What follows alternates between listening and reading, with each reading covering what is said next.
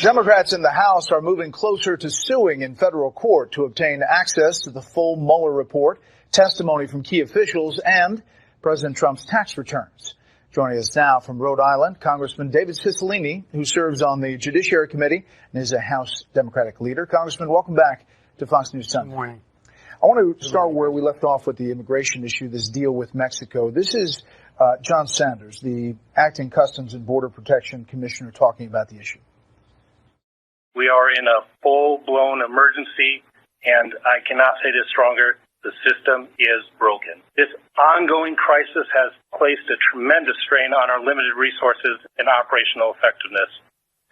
To address these unprecedented numbers of family units and unaccompanied children, up to 60% of our agents are being pulled away from law enforcement operations. President Trump said the other day, if Democrats in Congress were willing to make some changes, we could solve this problem. Your response? Well, I think, look, this is a very complicated issue. We, in fact, appropriated significant additional resources in the last appropriations bill. We may have to do more. We need to be sure that we have enough immigration judges, that people can be processed quickly. But the problem has been made worse by many of the policies of this administration. What the president promised was to fix this problem. He's made it worse. And frankly, we need to address the underlying causes for migration. That's part of the challenge. The president proposed and has made deep cuts in the countries in Central America that are the causes of this migration. That will only make the problem worse. So we need to work together in a bipartisan way to respond to this challenge. But some of the policies of this administration have actually made the problem significantly But quickly worse. on this issue of asylum, is it possible that Democrats could get around some change to the asylum law? Well, look, we should recognize asylum is the crown jewel of our immigration system. America has always been a place that welcomes people who are fleeing violence and war and famine and unspeakable conditions. And we have a system to adjudicate those claims. We ought to honor that system. They reflect our values as a country, but we ought to make sure that it's being done expeditiously and that people are not gaming the system, of course. Right. But we need comprehensive immigration reform. We need to devote more resources to it. But we need a president who understands the complexity of the problem and stops using this issue as a political prop to advance a political agenda. Obviously, they argue that you're using it the other way. Let's move on to these investigations. House Speaker Nancy Pelosi, quoted by Politico, as saying to Democratic caucus members that she wants to see President Trump in prison. I don't want to see him impeached. I want to see him in prison. Number one, did she say that? Number two, do you agree with her? Well, first of all, I was not in that meeting. I know it's been reported, but let's remember this. We have reviewed the Mueller report. The President of the United States directed Don McGahn to fire the special counsel and then to prepare false documents to deny that he was told to do that. He directed an outside person, Corey Lewandowski, to direct the Attorney General to limit the special counsel's investigation, and a number of other instances of obstruction of justice that are detailed in this report. These are specific things the president did. That's the purpose of our hearing Monday. These are criminal acts, obstruction of justice, clearly impeachable offenses. And so, it's kind of rich to hear the president complain about this when he began a campaign with "Lock Her Up" as his bumper sticker, and, led an effort to delegitimize the first African-American president. So you agree with Speaker Pelosi? He wasn't born in this country. Look, I don't have any difficulty with those words. I think what is really at stake here is the responsibility of the Judiciary Committee to conduct oversight, to demonstrate to the American people that no one is above the law, including the President of the United States.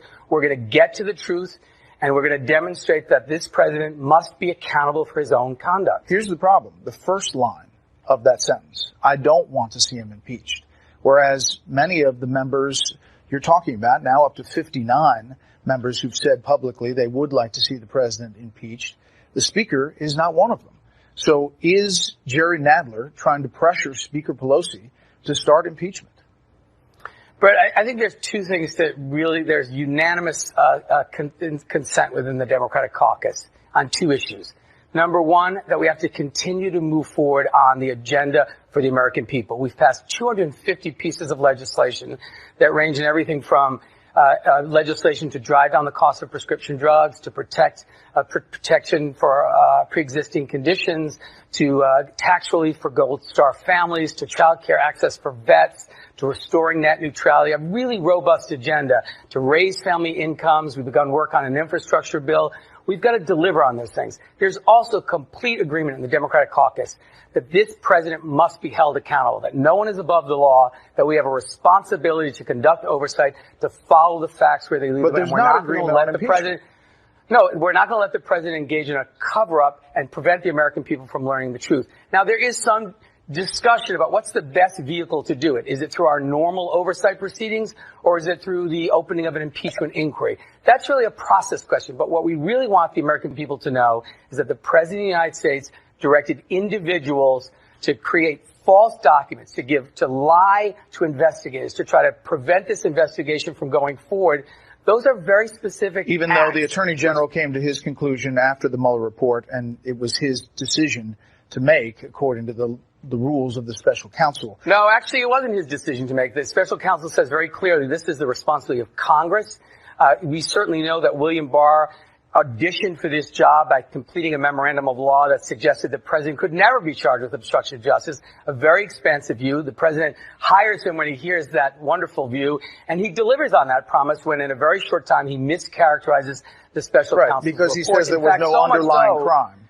And that's where the argument is. Right. In fact, so much so that the special counsel saw the need to write a letter and then ultimately have a press conference to set the record straight. And that's what's going to happen on Monday. The American people are going to begin to see the real story and understand the conduct of this president. Congressman, there is also a political question here. If you look at, there are 41 House Democrats who hold seats currently in districts where President Trump won. Republicans specifically are targeting 13 Democratic districts that went for President Trump by at least 6 points. Those are the ones in the yellow on the screen.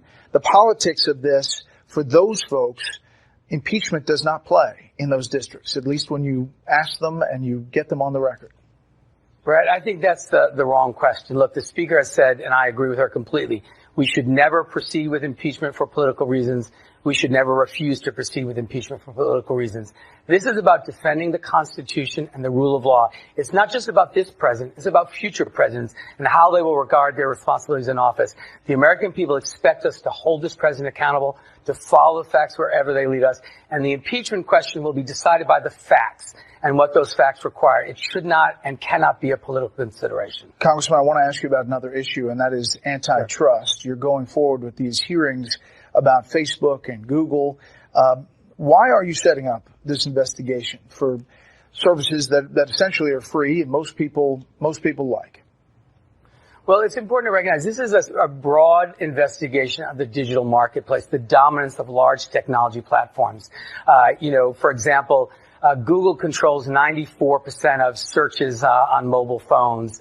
Facebook has 2.7 billion users, the largest social network in the world. These are monopolies. And one of the things that I think we're very concerned about is the impact on consumers. You say they're free. The truth is the data that's collected and their attention is then used to generate revenue. So it's not really free. There have been significant reductions in privacy. There have been, substantial evidence of misuse of data, of extinguishing rivals, of engaging in anti-competitive conduct that is reducing innovation, reducing entrepreneurship. So there are real challenges in this marketplace. Yeah. It's not working well, and this is an opportunity to really study it, to understand how do we bring more competition in this space to protect workers and consumers and be sure that we have access to the best products and that new people can enter the market. So I think, we've seen some examples of the excesses of this consolidation.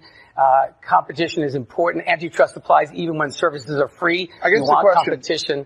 The question, Congressman, is how do you define success here with this effort, and how does it differ from the FTC or the DOJ and their antitrust efforts? So it's quite different in that it's not a prosecution. This is an investigation to collect the best data, the best information, so we can make informed public policy judgments and draft legislation that will respond to the challenges. And so we're going to hear from the best technologists in the country who have been studying this issue and thinking about it. We'll have the opportunity to depose witnesses and do witness interviews and do roundtables and do hearings to bring in the best thinking about how do we address this challenge. We know the problems. They're easy to diagnose. Shaping the solutions is going to be more difficult. So and potentially regulation. Oh, absolutely. Potentially regulation, certainly legislation. We want to make sure we get it right. I don't have any preconceived ideas about what the right answer is, but we want to be sure that we're using the best information, the best data, and that we really understand how these markets are failing. Yeah. Congressman Cicilline, we appreciate your time. Thanks for having me.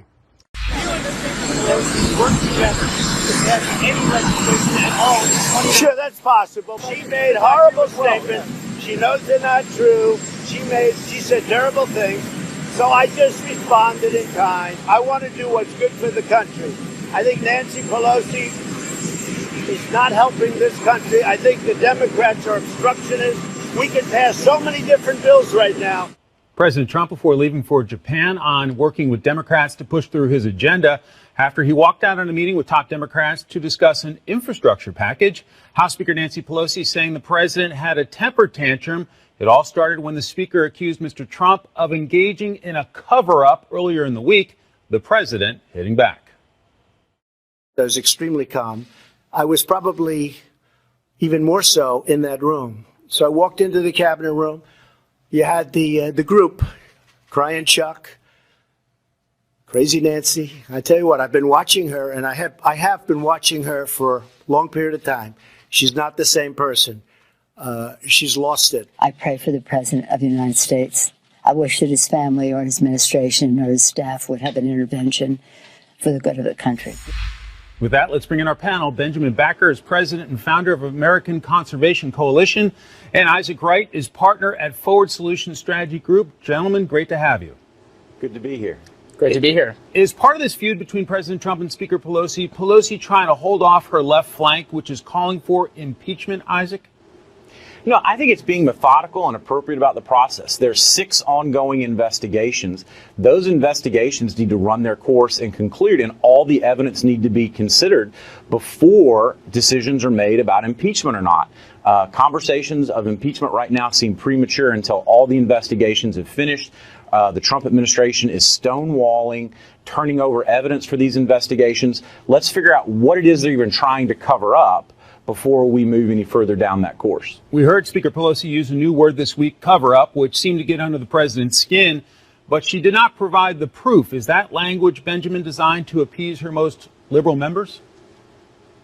I think it is, and if you look at the electorate, you look at the independent voters, they don't want impeachment. Only 19% of independent voters believe that impeachment is correct. This type of rhetoric has pushed the Democrats